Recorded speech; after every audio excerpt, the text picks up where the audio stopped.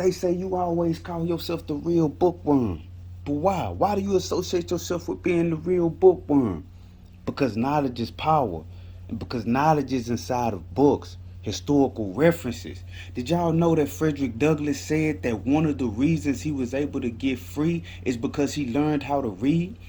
He accredited the inability to read with being one of the main reasons why his people were able to be kept in the state of servitude that they were in.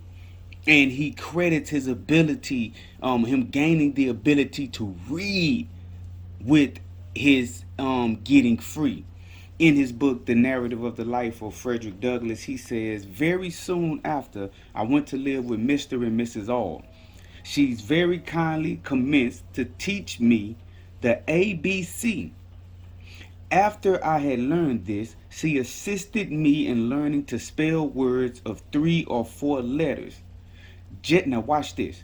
Just at this point of my progress, Mr. Auld found out what was going on and at once forbade Miss Auld to instruct me further, telling her, among other things, that it was unlawful as well as unsafe to teach a slave to read. So here we have a first-hand account. Why am I the real bookworm? Here we have a first-hand account of Frederick Douglass saying that a slave owner was protesting to his wife about teaching him as a slave to read because first it was unlawful, and then he says that it is unsafe. Why would the ability to read and write be unlawful and unsafe? He goes on to say, to use his own words further, the words of the slave master, to use his own words further, he said, if you give a nigger an inch, he will take an ell. An ell is an old unit of length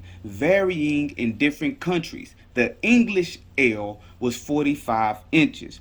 He went on to say, a nigger should know nothing but to obey his master, to do as he is told. Listen to this thinking. Learning would spoil the best nigger in the world. Now, said he, if you teach that nigger, speaking of myself, Frederick Douglass, how to read, there would be no keeping him. It would forever unfit him to be a slave. So in the mind of the slave master, the slave who could read would be unfit to be a slave.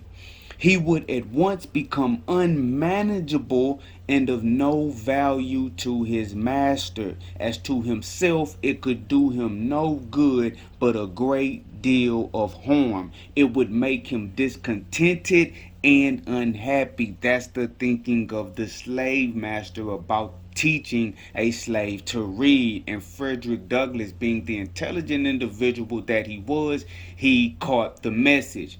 He goes on to say, these words sank deep into my heart, stirred up sentiments within that lay slumbering, and called into existence an entirely new train of thought. It was a new and special revelation explaining dark and mysterious things with which my youthful understanding had struggled, but struggled in vain.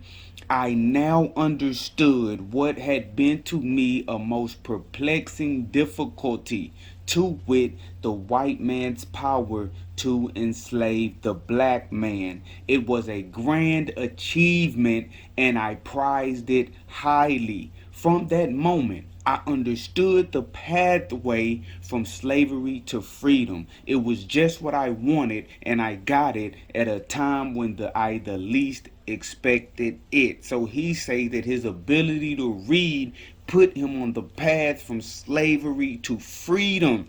Okay, because once you can access information, once you can access the wisdom and the records of others and the historical records, you can begin to frame in your mind how to solve a problem that you now find yourself in. It is the access to information. That's why I'm not a bookworm. I'm the real bookworm. I use the information that I gather and I apply it to affect the reality around me. And I am saying that Frederick Douglass is saying that you cannot enslave a bookworm, right? Now, physically, yes, but understand what I'm trying to say based on what he said.